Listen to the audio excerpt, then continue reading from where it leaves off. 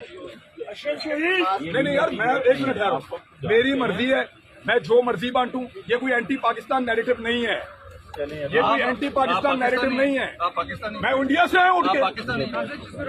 एक मिनट, मैं बिल्कुल आम लोग, एक मिनट, मैं बिल्कुल आम लोगों की तरफ से जाऊंगा। चलो चलो अंदर। आप रुक जाए भाई, रुक जाए बच्चे, क्यों रुक जाए? टिकट है, किस लिए रुक जाओ? हेलो, आगे हो जाओ, ऐसा नहीं। यार ये लेके नहीं जा सकते।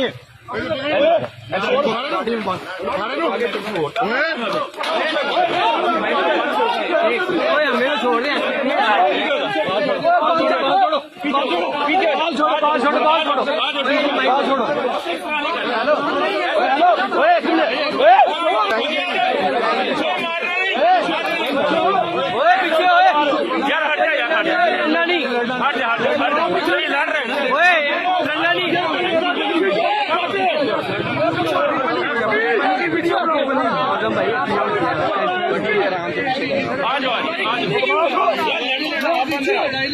लड़ना नहीं यार, बड़ा एसपी रंगा नहीं कब्जा किया हुआ मुल्क पे। तेरे बाप का मुल्क है, मीडिया में चले, मीडिया में तेरे बाप का मुल्क है, मीडिया में चले, सब मीडिया में। मेरा भाई तेरे बाप का मुल्क है। आजा नजर आजा, कह रहे हो